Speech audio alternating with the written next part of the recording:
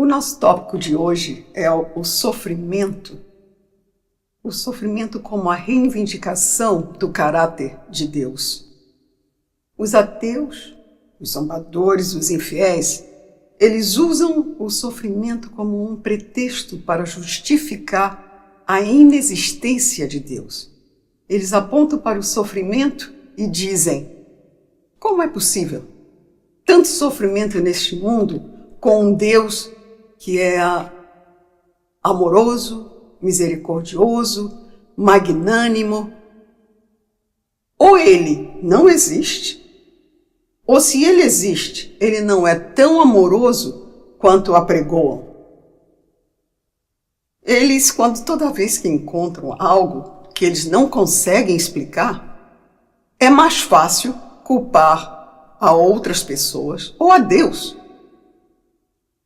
Essa é uma atitude velha como o mundo. Adão, quando comeu a maçã, e Deus interrogou: o que você fez? O que ele disse? Imediatamente ele disse a Eva: a mulher que tu fizestes, ela me deu a maçã. Ele culpou a mulher e culpou a Deus porque a fez. Então isso é uma coisa comum dos homens, culpar, tentar culpar a outras pessoas e principalmente a Deus. Ao fazer isso, esse raciocínio, usar esse tipo de raciocínio, eles se sentem aliviados e insultando a Deus. Mas, desde seu trono, diz o salmista, Deus ri da ignorância dos homens. Sofrimento é o resultado do pecado. Foi introduzido pelo pecado no mundo.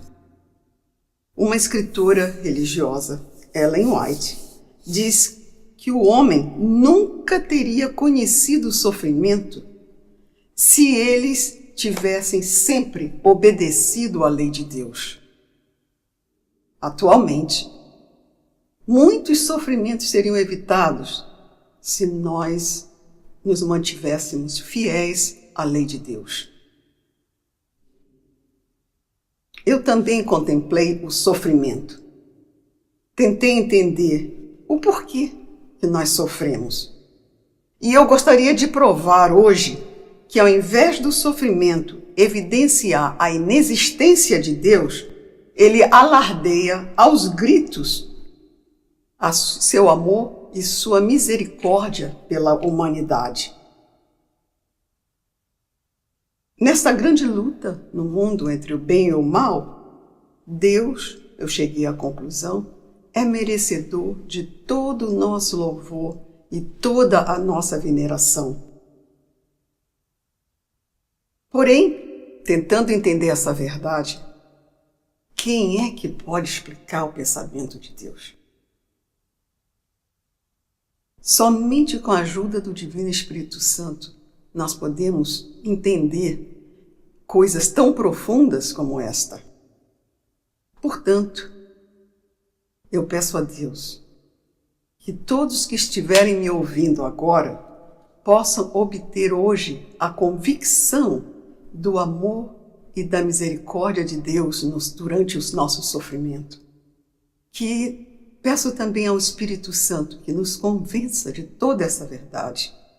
Acima de tudo, eu peço ao Divino Espírito Santo que nos limpe o coração de tudo que ofende a Deus, para que nós possamos ter um melhor entendimento. Amém. Então, por que sofremos? A conclusão mais comum é de que nós fizemos algo de errado e estamos sendo punidos por isso.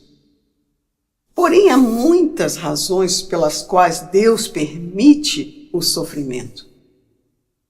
Claro, nós sabemos que Deus não traz o sofrimento. Ele permite que o sofrimento ocorra para o nosso desenvolvimento espiritual. Vejamos o caso de Abraão, por exemplo. Abraão, ele foi testado na sua fé várias vezes. várias vezes. Primeiro, Deus prometeu para ele muitas bênçãos, que ele seria o pai de uma grande nação e que os seus filhos seriam mais numerosos do que as estrelas do céu. Mas antes que ele chegasse a esse ponto, Deus testou a sua fé. Ele foi testado e algumas vezes ele sucedeu no teste e outras vezes ele falhou. 2 vezes ele mentiu dizendo que Sara, uma mulher muito bonita, não era sua esposa, era sua irmã. Porque assim ele tinha medo de que ele seria, para que eles tivessem a Sara, que eles o matariam. Ele não confiou naquele momento, ele ficou com medo de ser morto e não confiou que Deus já havia dito a ele que ele seria o pai de uma grande nação, que ele seria dono de uma terra maravilhosa. Mas ele, por um momento, fraquejou. E 2 vezes ele mentiu, dizendo que Sara não era a sua esposa, era a sua irmã, o que trouxe vários problemas para Sara e para as pessoas que queriam a Sara, para o próprio Abraão. Isso é como nós fazemos, muitas vezes. Deus prometeu várias coisas para nós como cristãos, benefícios que nós cristãos temos. Mas muitas vezes nós esquecemos, ou duvidamos, ou temos medo de que não aconteça. E aí fazemos um plano alternativo nosso para cobrir as nossas necessidades. Isso foi o que Abraão fez. Mas Deus não o abandonou por causa disso. Deus não o abandonou por causa disso. Mais adiante, mais tarde, Abraão queria muito ter um filho, Sara não podia ter filhos. E mais tarde, Deus prometeu, você vai ter um filho. Claro, como é que ele teria mais filhos do que as estrelas do céu, se Sara não podia ter filho? Não, Deus prometeu e ele estava aguardando, mas os anos foram passando e não vinha o filho prometido. Abraão já tinha 100 anos, quando finalmente Sara concebeu um filho. E já mais tarde, provavelmente Abraão, já com mais de 100 anos, teve o maior teste da sua vida. E é aí que a gente vê que Deus não nos abandona quando nós falhamos o teste. Ele continua acreditando que nós vamos passar no teste. E continua testando. Às vezes eu penso que Deus tem mais fé em nós do que nós temos em Deus. Porque Ele confia que o homem vai passar e vai passar no teste e continua testando. E Deus pediu a Abraão, sacrifique-se o seu filho, aquele filho que custou tanto, que foi tão esperado, sacrifique seu filho para mim. E eu posso até imaginar o sofrimento de Abraão. Eu posso até calcular como é que ele ia dizer para Sara que ele ia sacrificar o menino. Mas ele levou o menino e obedeceu a Deus. A fé dele, a essa altura, era tão grande que provavelmente ele cria, se eu sacrificar é porque Deus vai ressuscitá-lo. Porque Deus me prometeu que eu vou ser o pai de uma grande nação.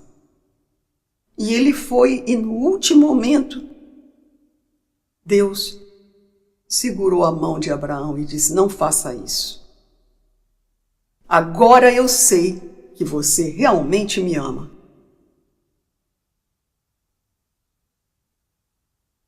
A nossa fé é testada. Nós realmente recebemos as bênçãos de Deus, mas devemos lembrar sempre que antes da coroa de glória, nós temos que carregar a cruz do sofrimento. A glória vem depois do sofrimento. Porque o sofrimento nos ensina. O sofrimento nos faz fortes na fé. Ellen White diz: Deus, em seu grande amor, busca desenvolver em nós as graças preciosas do seu Espírito. Ele permite que encontremos obstáculos, perseguições e grandes tribulações na vida, não como uma punição, mas como uma grande oportunidade para o nosso crescimento espiritual. Toda tentação que é resistida, todo sofrimento enfrentado com coragem e perseverança na fé, nos proporciona uma nova experiência que nos ajuda a desenvolver nosso caráter. Assim nós podemos ver que há muitas razões para o sofrimento. O teste de fé é uma delas. Quando nós somos testados e não falhamos, nós temos um relampejo do sofrimento de Jesus passou por nós. E isso nos dá força de levantar a nossa própria cruz e seguir as suas pegadas. É claro que algumas vezes nós sofremos porque fazemos coisas erradas. Neste caso, o sofrimento é a consequência das nossas próprias ações. Nós obtemos o que queremos, muitas vezes, mas nem sempre nós queremos o que nós obtemos. Vejamos o alcoólatra. Ele bebe, ele se embriaga quando ele quer, não se importa com os apelos da família, com as reclamações, com as súplicas da esposa. Ele se embriaga. Mas ele não fica feliz quando ele descobre que ele tem cirrose do fígado ou que ele teve um acidente de automóvel dirigindo embriagado ou foi pego numa blitz. Ah, não. Aí nós não queremos. Queremos sim a embriaguez, mas não queremos as consequências da embriaguez. E para não admitir que nós trouxemos para nós mesmos aquele sofrimento, nós culpamos a Deus. Eu conheci um jovem. Era um rapazinho de uns 21 anos. Ele me contou que ele havia invadido uma casa para roubar. E estava lá mexendo nas joias e retirando as coisas quando um vizinho aparentemente viu que ele havia invadido a casa e chamou a polícia. Quando ele viu a polícia pela janela, a polícia chegando, ele pôs as joias no bolso e correu pela porta dos fundos. Mas, para surpresa dele, já havia um policial esperando atrás da casa. Ele ainda tentou negar, mas o policial, apontando para uma joia que estava caindo do bolso dele, falou: "Isso aí, o que é?" Bom, para fazer a longa história curta, ele foi preso.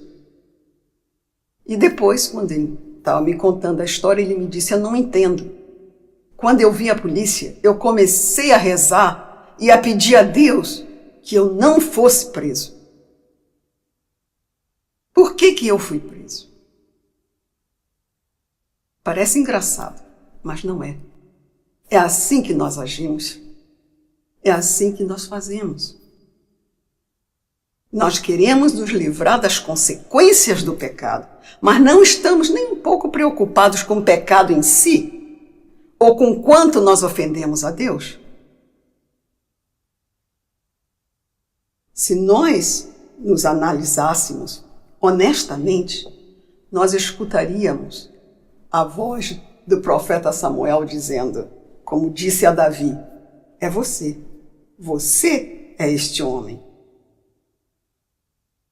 E como o Davi, nós nos arrependeríamos. E diríamos: quando nós confessamos e nos arrependemos do pecado, nosso Deus é fiel e é justo para nos perdoar e limpar de toda a impureza. Nosso Pai não aceita o pecado. Ele não passa a mão por cima do pecado. Mas Jesus pagou o preço do pecado por nós, para nos deixar livres. Livres para quê? Livres para viver uma vida santa e para glorificar a Deus pela forma como agora nós vivemos. Portanto, quando nós aceitamos as consequências das nossas ações, humildemente, nosso coração se suaviza. E é aí que nós desenvolvemos uma vontade de viver uma vida santa. Agora, por incrível que pareça, nós sofremos por coisas erradas, mas também sofremos por fazer as coisas certas. Mas, na 1 de Pedro, no capítulo 3, ele diz: é melhor sofrer por fazer o bem, se essa é a vontade de Deus. Por quê? Por que é melhor sofrer por fazer o bem? Porque a nossa consciência não nos acusa, ela nos consola. Ela nos consola. Também, na 1 de Pedro, ele diz: se vocês são insultados por causa do nome de Cristo, felizes são vocês, pois o Espírito da glória, o Espírito de Deus, repousa sobre vocês. Se algum de vocês sofre, que não seja como um assassino, um ladrão, um criminoso, ou como quem se intromete em negócios alheios. Contudo, se você sofre como um cristão, não se envergonhe, mas glorifique a Deus por meio desse nome. Nós temos o exemplo de Caim e Abel. Caim, Deus havia pedido que fizessem um sacrifício de uma ovelha. Caim era agricultor, ele plantava, ele tinha frutas e vegetais, e ele raciocinou por ele mesmo, dizendo: em vez de dar uma ovelha, matar um animal inocente, eu vou oferecer as melhores frutas que eu tenho, os melhores vegetais que eu tenho para Deus. Esse vai ser o meu sacrifício. E Abel disse: não, Deus pediu um sacrifício de uma ovelha, é isso que eu vou dar, a melhor ovelha do meu rebanho. Muitas vezes nós não entendemos ou não aceitamos o que Deus pede de nós. E nós raciocinamos, justificamos, racionalizamos. Não é possível que Deus queira a morte. Não entendemos, o pensamento de Deus é muito mais alto do que o pensamento do homem. Nós não entendemos. Era o sacrifício de uma ovelha que era necessário. Essa ovelha representava a Jesus. Representava ao Cristo que viria e que seria sacrificado por nós. Havia uma razão por qual Deus pediu uma ovelha, especificamente uma ovelha. Mas nós, às vezes, raciocinamos diferente e achamos que estamos certos. Não pode ser, não é possível. Nós vamos oferecer frutas e vegetais. E nós sabemos o resultado disso. Deus aceitou o sacrifício de Abel, mas não aceitou o sacrifício de Caim. E Caim, não entendendo, começou a ter inveja, ciúme do seu irmão e acabou por matar Abel. Abel morreu inocentemente por fazer a coisa certa.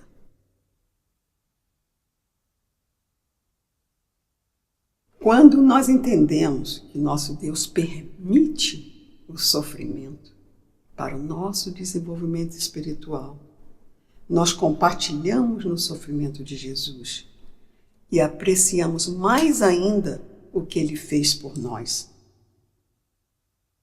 Pedro conclui: alegrem-se à medida que participam do sofrimento de Cristo, para que também, quando a sua alegria for revelada, quando a sua glória, a glória de Jesus for revelada, vocês exultem com grande alegria. Algumas vezes, o sofrimento nos vem do nada. Ou pelo menos assim parece. Não foi porque fizemos errado, não foi porque fizemos certo. Ele nos vem, a tragédia nos chega de repente, do nada.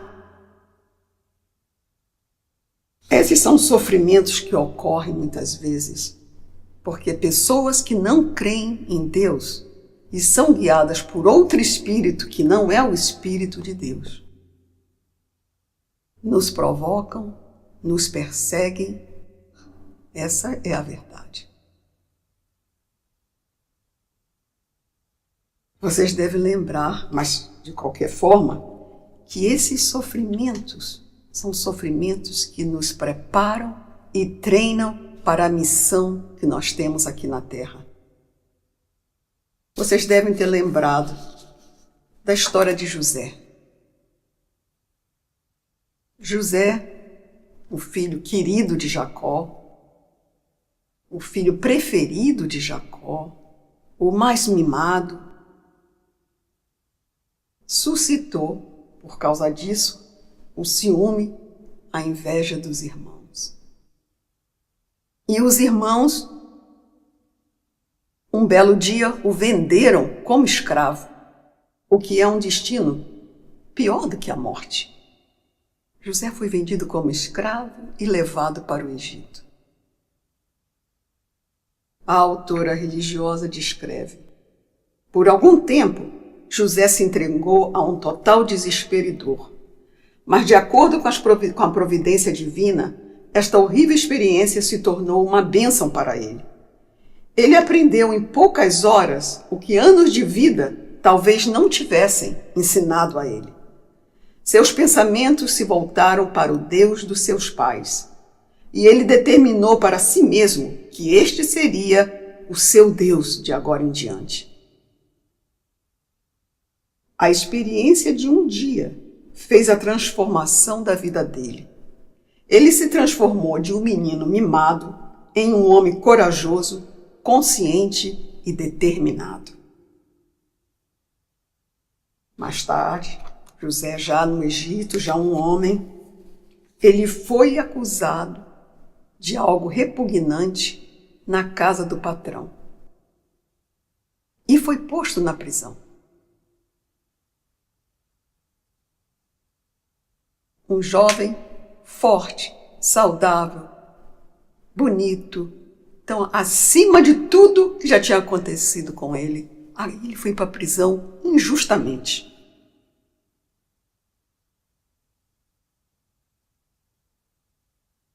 Algum tempo depois de estar preso, ele interpretou os sonhos do padeiro e do mordomo do faraó.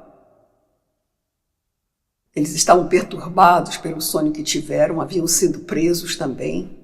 O faraó, haviam caído em desgraça com o faraó e sido presos, mas tiveram esses sonhos, todos dois. E José interpretou o sonho e corretamente. E José pediu ao mordomo: quando você estiver reinstaurado no palácio, por favor, lembre-se de mim e me tire daqui. E o mordomo concordou plenamente. Bom, o que José interpretou aconteceu, o mordomo voltou ao palácio, o padeiro foi enforcado, mas o mordomo esqueceu completamente do que ele prometeu a José. E José ficou mais 2 anos na prisão. 2 anos, esperando. Imagino que ele deve ter pensado: eu nunca mais vou sair daqui. Mas, devido a essa experiência de interpretar os sonhos, mais tarde ele foi chamado para interpretar os sonhos do faraó, e o faraó ficou impressionado com o que ele interpretou e o colocou como sua mão direita. Ele passou a ser a segunda pessoa, depois do faraó, a segunda pessoa mais importante do Egito. E mais tarde, durante um tempo de fome e de seca naquela região, seus irmãos vieram ao Egito para buscar comida. Ele teve a oportunidade, ele se reencontrou com seus irmãos e teve a oportunidade de se vingar. Mas em vez disso, quando José viu os irmãos, ele chorou muito. E disse: não tenham medo de mim. Não lhes vou fazer nada. Não foram vocês que me trouxeram aqui. Foi Deus. Foi Deus. Deus que vê o futuro e que escolhe como instrumento de salvação aqueles que reverentemente aceitam o treino do sofrimento. Foi isso que José fez. Aceitou o treino de anos e anos de sofrimento. Mas tudo aquilo o levou a ser uma pessoa magnânima, uma pessoa importante, uma pessoa inteligente, uma pessoa capaz e uma pessoa sensível ao sofrimento alheio. Muitas vezes, quando passamos pelo treino do sofrimento, nós aprendemos a consolar a outros com o mesmo consolo que nós recebemos de Deus. Esse é um maravilhoso Deus, um Deus magnânimo, paciente, que ao vendo o futuro nos prepara para o momento certo, para o momento em que nós podemos atuar e ser uma bênção para outros. Dessa maneira, nós glorificamos o nome de Deus. E ao mesmo tempo que Deus reproduz em nós o caráter dele. Concluindo, através do nosso sofrimento nós somos testados, corrigidos, redimidos e treinados. À medida que nós crescemos espiritualmente, nós entendemos que o sofrimento é também um chamado para louvar a Deus. Poucas pessoas entendem um chamado para louvar a Deus? Vejamos no primeiro capítulo de Jó. Jó, um homem rico, bem-sucedido, de repente, fiel a Deus, muito fiel a Deus, de repente, chega um empregado e diz: o seu gado foi todo roubado e seus empregados todos mortos. Eu fui o único que sobrei e vim para lhe contar. Ele ainda estava falando quando chegou outro empregado e disse: fogo caiu do céu e matou todas as suas ovelhas. Matou todos os seus pastores. Eu fui o único que sobrevivi para vir lhe contar. Em seguida foram os camelos. E depois, finalmente, seus filhos e suas filhas morreram. Como Jó reagiu a uma tragédia dessas, repentina, inesperada? Ao ouvir isso, Jó levantou-se, rasgou o manto e raspou a cabeça.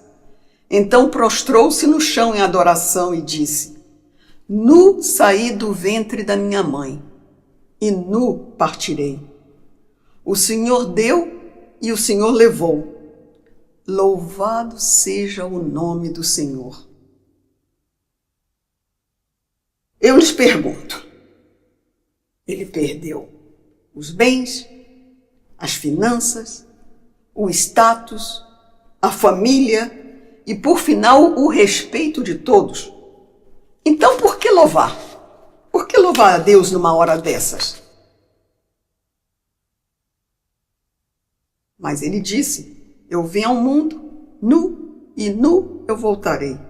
Louvado seja o nome do Senhor. Davi foi outro. Ele, como vocês sabem, cometeu o pecado, ele cometeu o adultério com a mulher de um dos seus mais fiéis generais. Depois, para cobrir o evento, já que a mulher ficou grávida, ele fez um plano para mandar matar aquele soldado. Como resultado disso, Deus enviou ao profeta Samuel para parar um pouco a queda do Davi. E o profeta disse a ele: como resultado do teu pecado, o filho que nasceu dessa união morrerá. Davi, sabendo que Deus é misericordioso e magnânimo, deitou-se no chão, não comeu e não bebeu por 7 dias, com o rosto no chão, orando e pedindo a Deus pelo seu filho. E pedindo a Deus que não o levasse. Mas, no final dos 7 dias, a criança morreu. E quando avisaram a Davi que ele havia morrido, seus empregados avisaram com medo, porque ele por 7 dias não comeu nem bebeu e estava desesperado. E agora como é que nós vamos dizer a ele que a criança morreu? Mas quando avisaram, o que fez Davi? Davi se levantou do chão, se lavou, se ungiu e louvou a Deus. A escritora Ellen White comenta: o golpe cruel que apaga a nossa alegria neste mundo se transforma num meio de direcionar nossos olhos para o céu. O mesmo golpe que tira toda a nossa alegria nessa vida nos leva a olhar para o céu. Que Deus nos ajude a entender como Ele pode desenvolver uma fé como essas em pobres mortais. Quem perdeu um esposo, a esposa, um filho, a filha, quem perdeu seu lar, entenda isso como um chamado à louvação. Você que perdeu a saúde, você que foi mal entendido, acusado falsamente, traído, entenda como um chamado a venerar a Deus. Por quê? Por que levar? Por que venerar quando estamos sofrendo? Porque Ele é o Criador de todas as coisas. Porque Ele está no controle de tudo. Ele já nos deu a vitória. E sabemos que tudo acaba bem para aqueles que amam a Deus. Ele também nos diz que a morte é um sono. Quando a última trombeta soar, os que morreram na fé ressuscitarão primeiro. Haverá uma nova terra. Haverá um grande dia de ressurreição e uma nova vida de acordo com a vontade de Deus. Esse é o futuro que nos espera. Mas e agora, no presente? Por que louvar a Deus? Porque seu irmão, sua irmã, seu pai, sua mãe, seu esposo, sua esposa, seu filho, sua filha foram um presente de Deus para você. Louve a Deus pelos dias que vocês riram juntos. Louve a Deus pelas refeições que vocês comeram em paz, pelas dificuldades que enfrentaram juntos, pelas vitórias que vocês juntos alcançaram, porque Deus dá e porque Deus tira, e porque abençoado é o santo nome do Senhor. Louvando a Deus neste momento de sofrimento, nós reivindicamos o caráter de Deus, que não é um Deus indiferente, que não é um Deus injusto, nem punidor como muitos proclamam. Nosso Deus é magnânimo, misericordioso, paciente e cheio de amor pela humanidade. Possa Deus ser louvado para sempre. Amém.